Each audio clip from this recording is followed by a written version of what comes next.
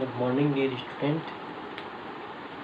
स्वागत है आपका बायो की कक्षा में। और बच्चों, जैसा कि पता है आपको कि अभी कोरोना की महामारी में अगर ऑनलाइन कक्षाएँ ही चल रही है, उसके माध्यम से ही आपका जो अध्ययन है सुचारू रूप से चालू रहे, इसलिए हम वीडियो के माध्यम से आप पढ़ा रहे हैं। तो बच्चों, आज के जो वीडियो में बात कर रहे हैं, आज के जो वीडियो लेक्चर है उसके अंदर जो अपन बात करने जा रहे हैं तो वो उसी यूनिट में जो यूनिट अपने चालू कर रखी है, जो आपके बायोलॉजी में यूनिट है थर्ड है। अभी अगर उनकी बात करें तो यूनिट थर्ड है, तो उस यूनिट का नाम है सेल स्ट्रक्चर एंड फंक्शन। ठीक है, अगर सेल के बारे में बात करें, मैं हमेशा ही बता रहा हूँ कि ये बहुत ही महत्वपूर्ण यूनिट है। नीट के हिसाब से और आपके सिलेबस के हिसाब से बात करें तो ये बहुत ही महत्वपूर्ण एक यूनिट है। ठीक है, तो इसमें जो अपने जो चैप्टर चालू किया, इसके अंदर 8, 9, 10 नंबर के जो 3 चैप्टर हैं, उसमें से जो चैप्टर चालू किया वो अपने किए हैं। ठीक है, इसके अंदर जो चैप्टर अपने स्टार्ट किया वो आपके चैप्टर नंबर 8 है। हाँ, इसके अंदर जो अपने चैप्टर स्टार्ट किए हैं वो आपका है चैप्टर नंबर 8। ठीक है, चैप्टर नंबर 8 कौन सा? Cell the unit of life, है ना, जीवन की इकाई जिसको बोलते हैं यूनिट ऑफ लाइफ। जो सेल क्या है? एक यूनिट ऑफ लाइफ है, जीवन की इकाई है। इसके बारे में अपना अध्ययन करते हैं। तो आपको पता होगा, आपने सेल के बारे में बात किया था, डेफिनेशन की बात की, सेल थ्योरी के बारे में बात की थी। ठीक है, उसके बाद अपन ने इसमें सेल थ्योरी के बाद एक जो कोशिका के बारे में जो एक समग्र अवलोकन ओवरव्यू ऑफ द सेल था उसके बारे में डिस्कस किया। और फिर अपन ने लास्ट जो प्रीवियस लेक्चर था उसके अंदर प्रोकैरियोटिक सेल्स के बारे में डिस्कस किया था। ठीक है, यहाँ पे थोड़ा फोकस जो पड़ रहा है यहाँ पे। ठीक है, यहाँ पे अपन कुछ नहीं, जो लिखा हुआ मैं आपको बता दूंगा, बाकी और सारा बोर्ड पर कवर कर रखा है, वो आपके साथ डिस्कस करेंगे। तो बच्चों, जो आज के लेक्चर में अपन जो बात कर रहे हैं वो बात करें cell envelope and its modification. Cell envelope की बात करते हैं, मतलब जो बाहर का जो आवरण होता है। सेल एनवेलप का मतलब होता है जो कवरिंग होती है, बाहर की जो कवरिंग होती है। सेल एनवेलप का मतलब क्या होता है? जो बाहर की जो बैक्टीरियल सेल है, प्रोकैरियोटिक सेल है। अपन मोस्टली यहाँ पर बात कर रहे हैं किसकी? प्रोकैरियोटिक सेल की बात करें तो प्रोकैरियोटिक सेल को लेकर चले तो उसका जो एनवेलप होता है, जो बाहर की जो कवरिंग होती है, बाहर की जो लेयर होती है, किससे बनी होती है उसके बारे में डिस्कस करेंगे। उसके मॉडिफिकेशन किस किस प्रकार से हो सकते हैं। ठीक है, उसके मॉडिफिकेशन का मतलब क्या होता है, उसके रूपांतरण किस किस प्रकार से हो सकते हैं उसमें, तो उनके बारे में अपन डिस्कस करेंगे। तो cell envelope and its modification की बात करें, ठीक है, तो इसमें देखो मोस्ट ऑफ प्रोकैरियोटिक सेल्स, अपन बात किसकी कर रहे हैं? प्रोकैरियोटिक सेल्स की बात करें। और प्रोकैरियोटिक सेल्स क्या होती है, वापस मैं आपको याद दे दूं बच्चों। प्रोकैरियोटिक सेल्स वो सेल्स होती है उनके जिनके अंदर वेल डिफाइंड न्यूक्लियस नहीं पाया जाता या वेल डेवलप न्यूक्लियस नहीं पाया जाता। The cell which does not have the well develop nucleus and does not have the well develop cell organelles, that is called the prokaryotic cell, है ना। मतलब क्या होती है? जिस कोशिका के अंदर विकसित प्रकार का केंद्रक तथा सुविकसित प्रकार के अंगक, जिसको सेल ऑर्गेनेल्स बोलते हैं, नहीं पाए जाते, इस प्रकार की जो कोशिका होती है उसको क्या बोलते हैं? प्रोकैरियोटिक कोशिका बोलते हैं। ठीक है, तो इसके अंदर बात करें तो cell envelope and its modification की बात करें तो इसमें देखो मोस्ट ऑफ प्रोकैरियोटिक सेल्स, और मोस्ट ऑफ प्रोकैरियोटिक सेल्स के अंदर अपन जो बात कर रहे हैं वो किसकी बात कर रहे हैं? बैक्टीरियल सेल की बात कर रहे हैं, है ना। अपन बात किसकी कर रहे हैं? बैक्टीरियल सेल की। Most of the prokaryotic cells के अंदर अपन एग्जाम्पल किसके लिए? बैक्टीरिया सेल के लिए। Most of the prokaryotic cells के अंदर जो अपन डिस्कस कर रहे हैं यहाँ पर, वो किसकी बात कर रहे हैं? वो बैक्टीरियल सेल की बात कर रहे हैं। ठीक है, most of the prokaryotic cells के अंदर जो बात कर रहे हैं वो किसकी बात कर रहे हैं बच्चों? बैक्टीरियल सेल की बात कर रहे हैं। तो बैक्टीरियल सेल के अंदर क्या है? केमिकली कॉम्प्लेक्स सेल एनवेलप होता है। अपन बात करते हैं जो जितनी भी most of the prokaryotic cell, specially we are discussing here only bacterial cell have the chemically cell envelope. ठीक है, केमिकली कॉम्प्लेक्स सेल एनवेलप या each cell, each prokaryotic cells या mostly prokaryotic cells, bacterial cells have chemically complex cell envelope. ठीक है, chemically complex cell envelope. ठीक है, इसमें तो अब सेल एनवेलप की बात करते हैं। Cell envelope covered by 3 layer या कंसिस्ट 3 लेयर। देखो यहाँ पे एक लाइन दी है, मैंने लिखी है, या रेड पेन से दिखाऊंगा आपको। देखो सेल एनवेलप, इसकी बात होगी कि भाई बैक्टीरियल सेल होती है, उसके चारों तरफ क्या होती है? प्रोकैरियोटिक सेल्स की बात कर लो चाहे बैक्टीरियल सेल की बात कर लो, उनके चारों तरफ क्या पाया जाता है? सेल एनवेलप पाया जाता है। क्या पाया जाता है? सेल की कवरिंग पाया, सेल एनवेलप पाया जाता है। यहाँ पर देखो सेल एनवेलप की बात करें, cell envelope consist 3, how much 3 cell envelope consist 3, cell envelope consist 3। ठीक है, cell envelope consist 3 layered structure, ठीक है, consist 3 layered structure, cell envelope consist 3 layered structure.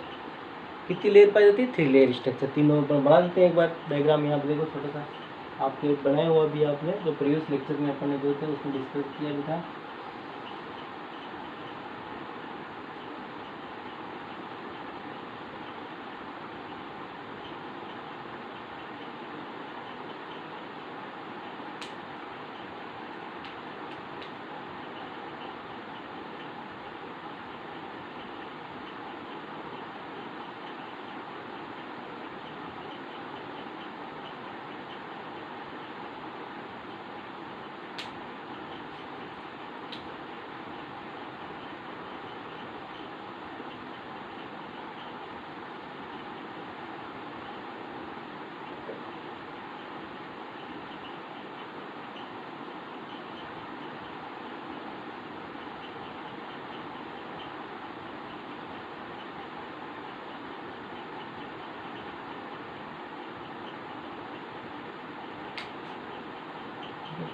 ये सेल इनवेलप है, ठीक है, ये सेल इनवेलप है।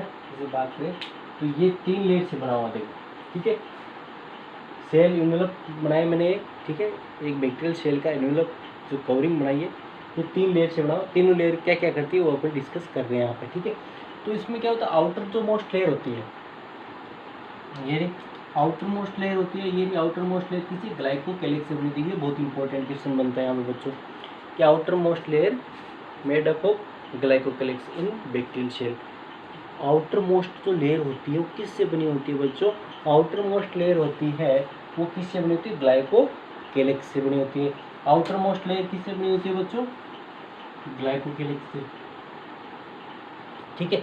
याद रखना, नीट के अंदर कई बार पूछा गया है, बैक्टीरियल की जो लेयर होती है, बैक्टीरियल की जो आउटर मोस्ट लेयर होती है, प्रोकैरियोटिक सेल्स की आउटर मोस्ट लेयर होती है, ये रही आउटर मोस्ट लेयर जो ग्रीन से बनाया है मैंने, देखो ये ग्रीन कलर से बनाया, ये रही आउटर मोस्ट लेयर मान लो, ये outer most layer. It is made up of glycocalyx, it is made up of glycocalyx. Outer most layer is made up of glycocalyx, ठीक है। इसके बाद देखो इसमें क्या होता है, एक लूज शीट होती है, लूज शीट। यदि ये आउटर मोस्ट लेयर जो ग्लाइकोकेलिक्स से बनी हुई होती है, ध्यान देना बच्चों, if the outer most layer made up of glycocalyx is loose sheet, मतलब ढीली डाली होती है। लूज शीट का मतलब क्या होता है बच्चों? ढीली डाली होती है। लूज शीट का मतलब क्या होता है? ढीली होती है, मतलब कि पैकिंग क्या होती है? लूज होती है, ठीक है, ढीली होती है। लूज शीट तो इसको क्या बोलते हैं? स्लाइम लेयर बोलेंगे। Then that is called the slime layer. Glycocalyx layer made up of outer most layer made up of glycocalyx, and when this is the very loose sheet, appear as a very loose sheet, then that is called the slime layer, that is called the slime layer, then that is called the slime layer। तो यहाँ पर मैं लिख भी देता हूँ इनके नाम भी, ठीक है। ये है आपके outer most layer, outer layer, ठीक है, जो किससे बनी हुई है? ग्लाइकोकेलिक्स से बनी होती है, ये भी नाम याद रखना वो, ठीक है। और दूसरी जो लेयर होती है वो होती है आपके सेल वॉल, ठीक है, सेल वॉल। और सेल वॉल किससे बनी होती है? वो बड़ा सा नाम आप लिखेंगे प्रोटैगोनिस्ट। अंदर वाली जो लेयर होती है वो कौन सी होती है? आपके लाल जो रेड कलर से दिखा रखी है वो आती है आपके सेल मेम्ब्रेन, ठीक है, सेल मेम्ब्रेन। इसके बाद तो अपन यहाँ पर बात करते हैं आउटर मोस्ट लेयर की बात करें, आउटर लेयर की बात करें। Outer layer is made up of glycocalyx and when it is a loose sheet that is called slime layer, and when the outermost layer made up of glycocalyx and is appear thick and tough, मतलब क्या होती है? ये मजबूत और बहुत ही कठोर होती है। और क्या होती है? ये मजबूत होती है और बहुत ही कठोर होती है। Then that is called the capsule. इस आउटर लेयर को वहाँ पर वर्ड किया उसने कैप्सूल, है ना। आउटर मोस्ट लेयर के लिए वहाँ पर वर्ड यूज क्या करेंगे? कैप्सूल यूज करेंगे। When this appear thick and tough, thick and जो टफ होती है ना, थिक होगी, मोटी होगी और कठोर होगी। तो यहाँ पर आउटर मोस्ट लेयर के लिए वर्ड यूज करें कैप्सूल, ठीक है, कैप्सूल वर्ड यूज करेंगे, ठीक है, इस प्रकार से। तो ये बात होगी बच्चों आपके आउटर मोस्ट लेयर की बात होगी। इसके बाद देखो बच्चों, जो दूसरी जो लेयर आती है वो आती है आपके सेल वॉल। जो दूसरी जो लेयर आती है वो क्या आती है, सेल वॉल आती है, ठीक है। दूसरी जो लेयर आती है बच्चों वो क्या आती है, सेल वॉल आती है, ठीक है। सेल वॉल क्या होती है, सेल वॉल क्या होती है, देखो ये सेल वॉल जो होती है, ये जो मैंने ब्लैक कलर से दिखाया भी ये सेल वॉल मैंने लिखा भी है, ये दूसरी सेकेंड लेयर होती है, ठीक है। It is situated just below the outer layer, ठीक है, and just about the plasma membrane, या in between the outer layer and plasma membrane, that is cell wall, ठीक है। अब यहाँ पर देखो एनसीईआरटी में नहीं देखा, लेकिन मैं बता रहा हूँ कि जो सेल वॉल होती है वो किससे बनी होती है, पेप्टाइडोग्लाइकेन से बनी होती है, म्यूरिन से बनी होती है। Cell wall of bacteria is made up of peptidoglycan and murein. Cell wall of bacteria is made up of peptidoglycan and murein. Cell wall of bacteria is made up of peptidoglycan and murein, बहुत important है, याद कर लेना। NEET में कई बार पूछा गया, आगे भी आपके काम आएगा, जब आप कुछ भी करोगे, एमबीबीएस करोगे तभी काम आएगा आपके ये नाम, ठीक है। Cell wall of the bacteria is made up of the peptidoglycan and murein से मिलती है, ठीक है। ये रही सेल वॉल, जो दूसरी जो लेयर बनाई गई, ठीक है। अब क्या होती है, सेल वॉल जो होती है इसके कई फंक्शंस होते हैं। सेल वॉल होती है ये कई कार्य करती है, इसके कई फंक्शंस होते हैं, है ना। वो फंक्शन कौन कौन से हैं, किस किस प्रकार के फंक्शन हैं, उनके बारे में डिस्कस करेंगे, है ना। सेल वॉल जो होती है उसके कई फंक्शंस होते हैं। देखो कौन सा है, पहला फंक्शन क्या है, determine the shape of the cell. इसके सेल वॉल के माध्यम से क्या होती है, जो सेल की शेप होती है उसका डिटर्मिनेशन होता है, determine the shape of the cell, ठीक है। दूसरा, provide strong structure and support. ये जो सेल होती है ना, सेल वॉल होती है, सेल को एक स्ट्रॉन्ग सपोर्ट प्रोवाइड करती है, ठीक है। ये जो सेल वॉल है ये क्या करती है, स्ट्रॉन्ग स्ट्रक्चर प्रोवाइड करती है, किसको, सेल वॉल को। सेल वॉल जो है वो सेल को, सेल वॉल जो है वो सेल को क्या करेगी, स्ट्रक्चर, स्ट्रॉन्ग स्ट्रक्चर प्रोवाइड करेगी, ओके।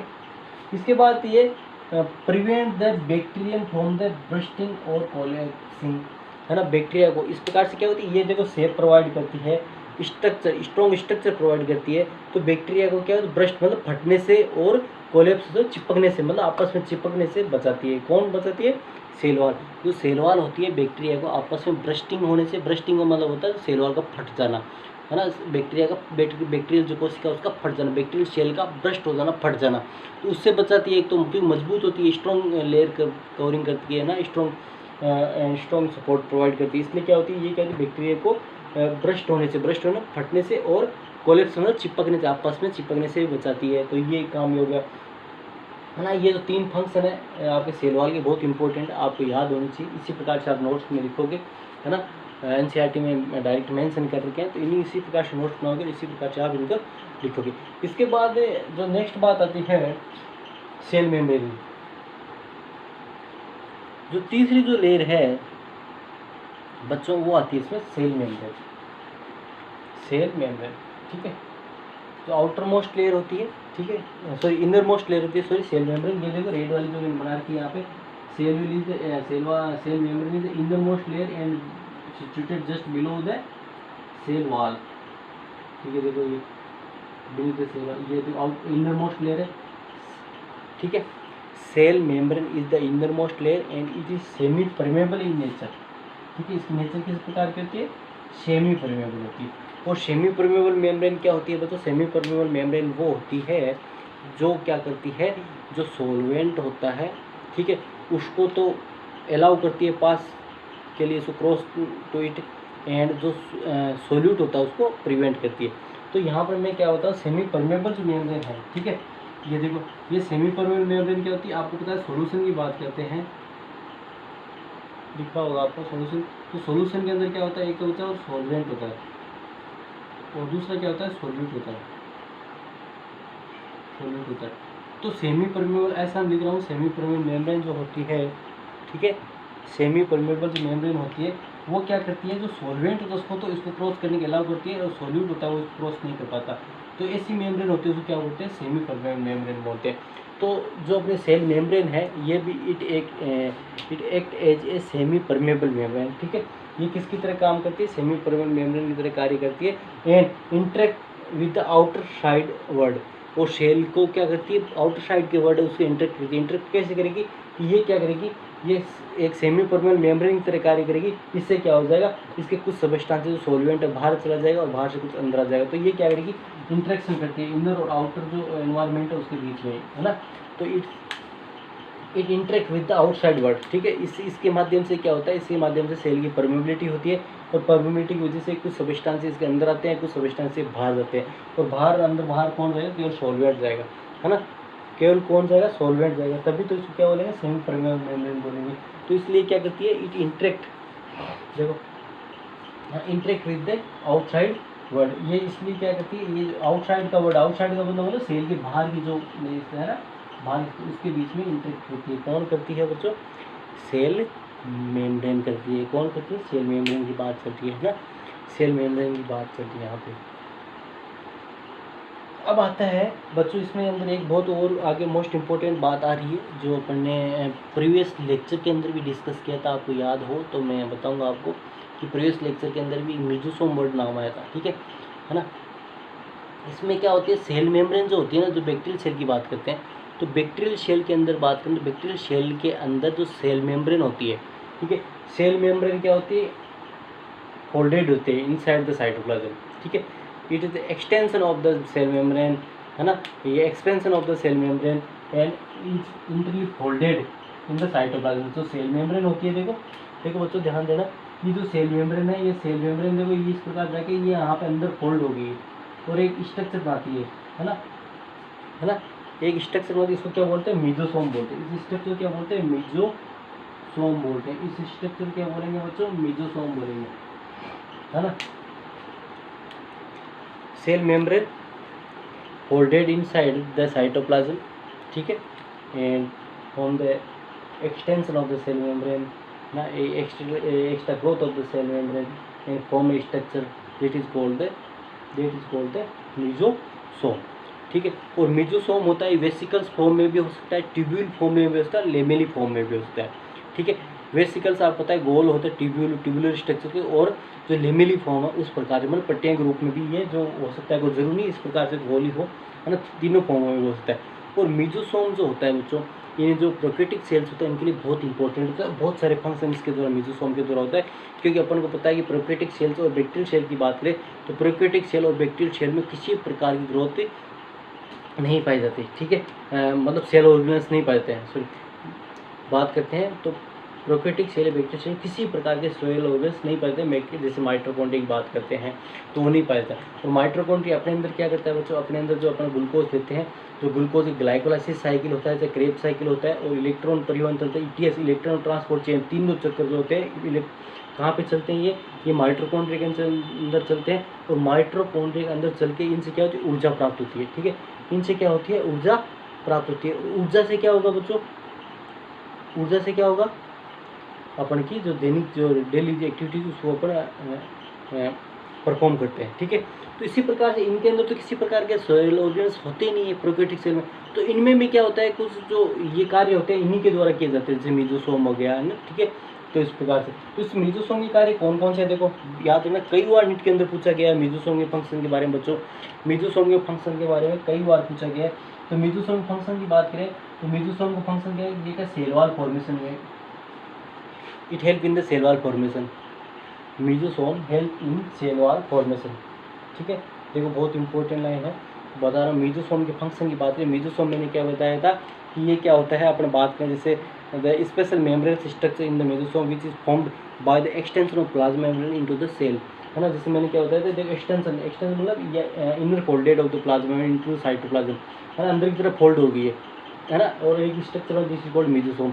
और मेसोसोम जो होता है वो वेसिकल्स फॉर्म में होता है, ट्यूबुलर फॉर्म में होता है, लेमिली फॉर्म में भी हो सकता है, ठीक है। इस प्रकार से ये इसमें पाई जाती है स्थिति।